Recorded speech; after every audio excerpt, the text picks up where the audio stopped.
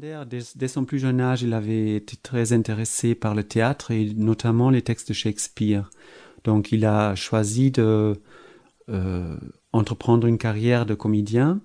Et donc à l'époque, c'est-à-dire dans les années 1880-1890, il avait beaucoup d'engagement pour des soirées où il était seul sur scène, où il récitait donc des textes de Shakespeare.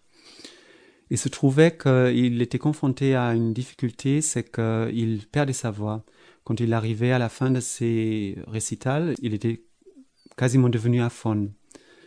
Donc il a cherché des solutions, il a consulté des médecins, mais il n'a pas vraiment trouvé la vraie solution.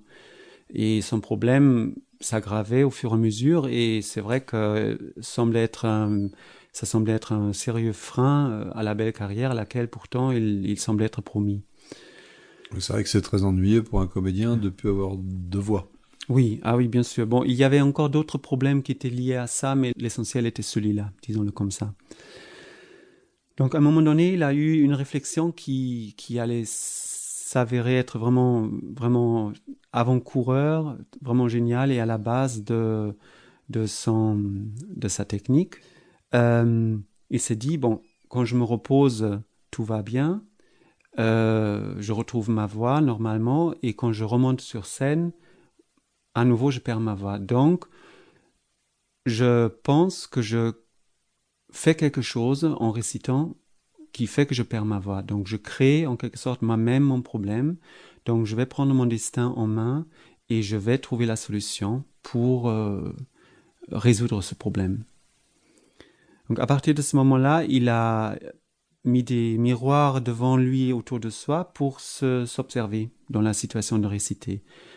Donc, il a vu qu'il avait tendance à prendre une certaine attitude dans cette situation, c'est-à-dire il prenait une grande inspiration et il gonflait et montait exagérément la poitrine, la cage thoracique, il montait et serrait les épaules, il raidissait beaucoup le cou et il tirait la tête vers l'arrière et vers le bas. Donc en analysant bien, il a vu que c'était un schéma de tension qui effectivement affectait sa voix et qui créait donc son aphonie. Donc il a mené plus loin ses recherches, il a vu que par la suite que ce schéma était un schéma global.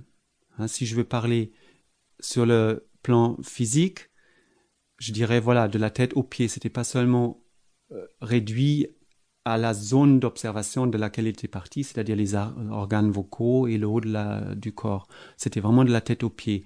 Mais je dirais, ça va encore plus loin. C'est une attitude de la personne, un schéma global.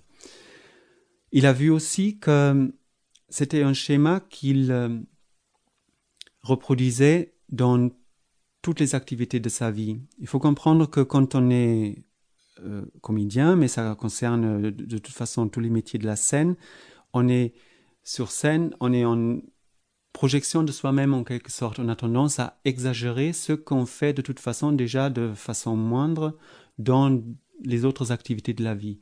Donc ce schéma de tension correspondait à quelque chose qu'il faisait de toute façon même en parlant normalement dans la vie, sauf que c'était agrandi sur scène et c'est là où ça le menait à l'aphonie. Voilà. Donc c'était un peu les premières observations. Et donc une fois qu'il avait analysé ce qu'il faisait exactement, il s'est dit, bon voilà, je sais par quelle attitude j'abîme ma voix, donc maintenant je ne vais plus le faire. Et là, il s'est vraiment confronté à une grande difficulté, c'est que ce n'était pas possible. Il ne pouvait pas, par simple décision ou par volonté, ne plus faire ce qu'il avait pris l'habitude de faire. Il a vraiment passé un moment très difficile avec ça parce que il pensait vraiment d'être infirme, concerné par quelque chose de très étrange et il a eu beaucoup de mal à passer outre donc ces difficultés, mais en fait la technique qu'il a développée, c'était justement où il propose justement les outils pour passer à travers ce genre de problème, pour changer des attitudes très ancrées et pour trouver une autre dynamique. Donc il a réussi donc à trouver les outils et dépasser sa difficulté et puis il a à partir de là commencé à travailler.